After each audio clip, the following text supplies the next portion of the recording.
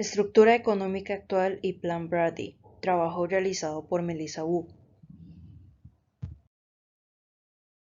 Estaremos hablando todo acerca de la estructura económica actual, iniciando con una introducción, enseguida todo lo referido al origen y evolución del Banco Mundial.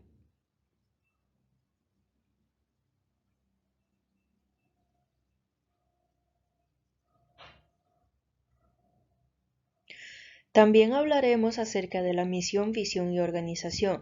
Se mencionará los lineamientos para las acciones y la estrategia de asistencia para el país, y cerraremos con unas conclusiones y recomendaciones. El 22 de julio de 1944, en Washington, se realizó la conferencia de Bretton Woods, donde se creó el Banco Internacional de Reconstrucción y Fomento y el Fondo Monetario Internacional. El Banco Mundial inició operaciones en 1946, obteniendo independencia jurídica de la ONU en 1947. Podemos ver también en 1948 se creó el European Recovery Program por el Congreso de Estados Unidos. Entrando a los años 70 se enfrentó la crisis del petróleo. En 1973 surgió la devaluación formal del dólar y en 1974 el Banco Mundial y el Fondo Monetario Internacional tuvo una desviación de objetivos debido a la crisis económica durante esta época.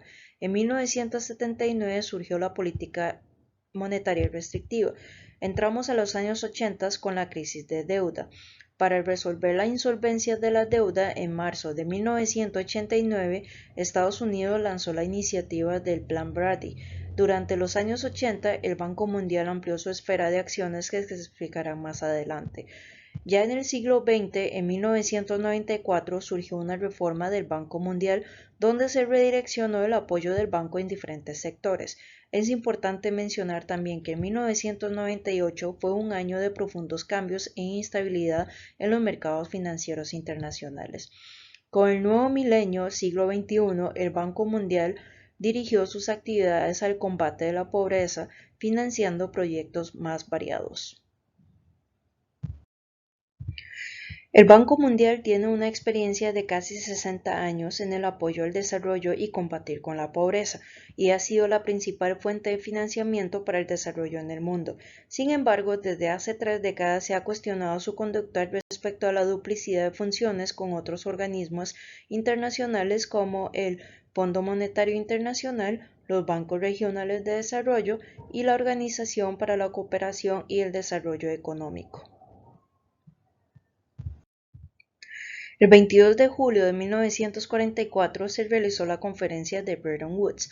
Las delegaciones de 44 países, 19 de ellos latinoamericanos, aprobaron las actas constitutivas del Fondo Monetario Internacional y el Banco Internacional de Reconstrucción y Fomento. Ambas instituciones constituyeron el marco regulatorio del sistema monetario internacional, bajo el sistema de paridad de tipos de cambios fijos pero ajustables. Ambos fueron instituciones fundamentales en la creación del nuevo orden económico internacional. La conferencia de Bretton Woods se constituyó en 3 comisiones. La primera, presidida por White, encargada del proyecto del Fondo Monetario Internacional. La segunda, tutelada por Keynes, encomendada del proyecto del Banco Mundial. Y la tercera, conducida por Eduardo Suárez de México, facultada para los asuntos varios. México jugó un papel importante ya que planteaba que los propósitos del banco deberían de promover permanentemente el desarrollo económico de sus miembros, lo que favorecía a los países en vía de desarrollo. El declive y la caída del sistema Bretton Woods. Los acuerdos de Bretton Woods prevalecieron durante las décadas de 1950 y 1960. Sin embargo, en vista de los acontecimientos durante esa época, Estados Unidos mantuvo la carga tributaria, lo que generó presiones fiscales que se financiaron por medio de la expansión monetaria. Con ello se aumentó la inflación, se deterioró el superávit y para combatir la situación los países retomaron el enfoque de equilibrio interno abandonando el tipo de cambio fijo. Siguiendo con los acontecimientos que afectaron la economía durante esa época, mencionaremos la crisis del petróleo, generando superávit en cuenta corriente de los países miembros. Ahora mencionaremos la crisis de deuda. Para resolver la insolvencia de la deuda, en marzo de 1989, Estados Unidos lanzó la iniciativa del Plan Brady. Ahora bien, ¿qué es el Plan Brady? En breve resumen, se dio a conocer en 1989 y es una nueva iniciativa para mejorar la situación de la deuda de los países en vías de desarrollo, donde formula propuestas políticas, financieras y jurídicas. Estas deben de ser parte de los nuevos programas del Fondo Monetario Internacional y el Banco Mundial. Promueve un sistema comercial más abierto y recomienda que el Banco Mundial y el Fondo Monetario Internacional haya la posibilidad de ofrecer un nuevo y adicional soporte financiero que se podría utilizar en planes específicos de reducción de deuda. Volviendo al Banco Mundial, durante los años 80, el Banco Mundial amplió su dirección de acción hacia la reducción de servicios de la deuda, la asesoría y la ayuda técnica en aspectos relacionados con las inversiones, el financiamiento de reformas políticas, la estabilidad macroeconómica y la privatización en las naciones en desarrollo. Ahora, en la década del siglo XX, en 1994, surgieron reformas del banco. Tradicionalmente exportaba un solo modelo de desarrollo a países heterogéneos, por lo que se puede ver el fracaso social, económico y ecológico de los proyectos. Y con las críticas de las ONGs, el Banco Mundial inició el cambio de discurso hacia el llamado desarrollo participativo, que toma en consideración el entorno social, donde dirigió sus actividades al combate de la pobreza, financiando proyectos tan variados como, por ejemplo, lucha contra las enfermedades transmisibles, acceso a la educación, calidad de enseñanza, proyectos de protección social, entre otros. La misión fundamental del Banco Mundial consiste en combatir la pobreza. Esta labor se desarrolla bajo tres ejes fundamentales. Combatir la pobreza con entusiasmo y profesionalismo para obtener resultados duraderos. Asistir a la gente a ayudarse a sí misma y al medio ambiente que la rodea, suministrando recursos, entregando conocimientos, creando capacidad y forjando asociaciones en los sectores públicos y privados. Y ser una institución excelente capaz de atraer, entusiasmar y cultivar a un personal dedicado que sepa escuchar y aprender. Ahora hablaremos acerca de la organización del banco. El Banco Mundial no tiene un solo dueño, los poseedores son los 184 países miembros, quienes son representados por una junta de gobernadores y un directorio.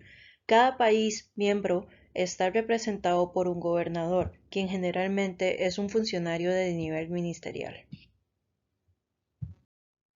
Actualmente el grupo del Banco Mundial está constituido por 5 organizaciones.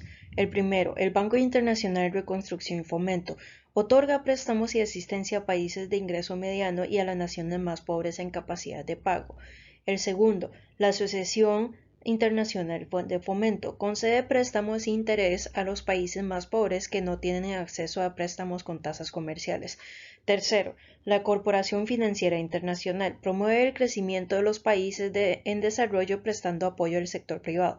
Cuarto, el Organismo Multilateral de Garantías de Inversiones fomenta la inversión extranjera en países en desarrollo mediante el otorgamiento de garantías a inversionistas extranjeros contra pérdidas por riesgos no comerciales, asesora a los gobiernos para atraer inversión privada y divulga la información sobre oportunidades de inversión en países en desarrollo.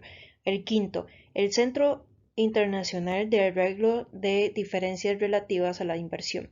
Promueve inversiones internacionales mediante procedimientos de conciliación y arbitraje, orientados a resolver las diferencias entre inversionistas extranjeros y países receptores. Como se ha mencionado anteriormente, la primera línea de acción del Banco Mundial es el combate a la pobreza y la elevación del nivel de vida, pero también tiene como acciones complementarias a los siguientes rubros: la inversión en educación y salud, protección al medio ambiente, fomento al sector privado, promoción de la eficiencia de los gobiernos. Ahora bien, el grupo del Banco Mundial ha utilizado una herramienta llamada la Estrategia de Asistencias para el País, que consiste básicamente en brindar cooperación financiera y de asesoría económica a países que así lo soliciten o países que se encuentren en problemas de pobreza extrema. La EAP se rige por periodos de 3 años en los cuales el Grupo Banco Mundial desarrolla planes de acción para reducir la pobreza en conjunto con el gobierno local y a menudo con la sociedad civil. A través de lo ocurrido en el pasado, la visión del Banco Mundial sin pobreza es una visión lejana a la realidad y de cumplirlo, ya que es notorio la insuficiencia de recursos que dispone el banco.